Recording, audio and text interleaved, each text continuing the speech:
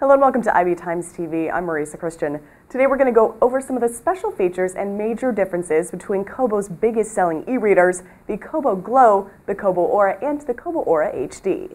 So we're going to start with the Kobo Glo, which came out about a year ago in October of 2012, and it retails for $29.99. The display has this rubber mat-like feel around the front here, and you have your 6-inch screen, which is a little bit sunken in, as you can see here. There are no buttons on the front, simply just the Kobo logo on the bottom in the middle. The back has what is now Kobo's signature quilted pattern, which comes in a variety of really fun colors. Mostly they sound like they come out of a romance novel. You have Black Night, Pink Sunset, Blue Moon, and Silver Star. Now, the Glo has 2 gigabytes of internal memory, which can be expanded to 32 gigs if you use a micro SD card, which you can insert down here. Before we get going, I am going to turn on the comfort light technology so you can see just how cool this is. Kobo really knocked it out of the park with this. You can turn on the light up here. When it's on, you can see the bright logo here. In order to adjust the brightness, you can go to the settings in the upper right-hand corner, go to brightness, and here's where you can really easily adjust this lighting depending on your environment. So this is the home screen for the Kobo. As you can see, you have books you've recently read, we have the web browser, some games, the last time you synced it up to your computer or other devices. Really, the last thing that you had open will be on your home screen here. So from the storefront, you can see big, large thumbnails up here for suggested reading, which you can buy, read a preview, or add to your wish list. So you can scroll through those. But the reading stats tell you, your hours of reading, average minutes per session, page turns, and the percent of your library which you've read. In order to access the home screen as you're reading, you need to tap in the exact middle of the screen. It refreshes every half dozen pages or so, but it can be a little distracting. The ghosting isn't too bad on the Glo. From here, of course, you can adjust your fonts, the size, the font spacing, margins. Advanced settings is kind of fun because you can actually see in real time what changing the font will do compared to what you had before.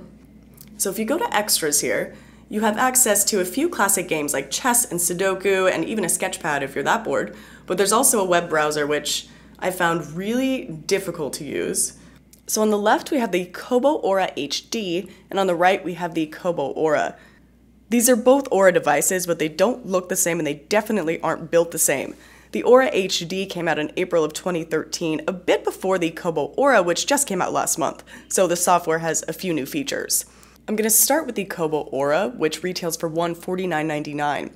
It has a 6-inch high-res Pearl e-ink clarity screen with low flash waveform, and it has this beautiful edge-to-edge screen, I don't know if you can tell, which is definitely very different from the Kobo Aura HD and the Kobo Glo. It has an etched backing, which is really cool for holding. It comes in pink and it comes in black. And it's a little bit lighter and smaller than the Glo and the HD, which makes it compact and portable, perfect for taking out on the go. So we're going to turn the Aura on. And before I get going, I am going to turn on the comfort light just to make it easier for you to see. And there it is. So I'm also going to talk now about the Aura HD, which has a 6.8-inch screen, so it's a little bit bigger. The back has a fun, smooth zigzag, almost folded pattern, which really gives it almost the feel of holding an actual book. Now, the Aura HD comes in ivory, espresso, and onyx. And where you'll see some of the main differences is under the library section. So books, previews, and shelves is just like the Kobo Glo, but with the Kobo Aura, we have books, previews, and my collections, and articles from Pocket, which is a new addition. Now, here's where I want to point out what's really unique about the Kobo Aura HD, which is its really impressive 1440 by 1080 screen resolution and 265 dpi. It's one of the best e-ink screens on the market with really crisp, really clear reading, and minimal flashing and almost no ghosting. Now, when reading books on here, again, it's the swipe side to side to move from page to page. As you do your page turns, you will experience that flashing every half dozen pages or so. So while you're reading here, you can see one of the main differences is there's this little logo in the bottom of the Kobo Aura.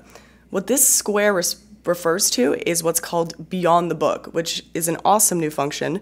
It helps you identify key terms as you read, and it helps aggregate content from the web that relates to your book, whether it be about the plot or maybe the author or a character, any questions you may have. The Kobo Aura has a multi-touch display, which is great because it has a very unique function that the other e-readers don't have. And that's that you can adjust the comfort light brightness level with just the touch of 2 fingers as you're reading.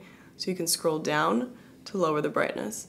And you can double scroll up to increase the brightness. So what the Aura does, which is really, really cool, is when you access the browser, it has a pinch and zoom setting, which is unique, but we're pretty common with tablets and iPhones these days. But you cannot pinch and zoom on the Glo or the Aura HD, but you can on the Kobo Aura.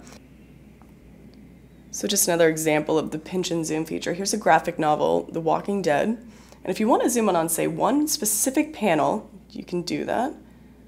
And you can drag it around. And if you want to get back to normal size, all you have to do is double tap the screen and it'll return to its normal size. The bottom line is that Kobo really does have some quality e-readers, but at a higher price point, I'm not sure it can stand up to its competitors like Amazon's Kindle or Barnes & Noble's Nook offerings. But if you do have your heart set on a Kobo e-reader, go with the Kobo Aura. Its slick, compact design and beautiful display and special features really make it a winner.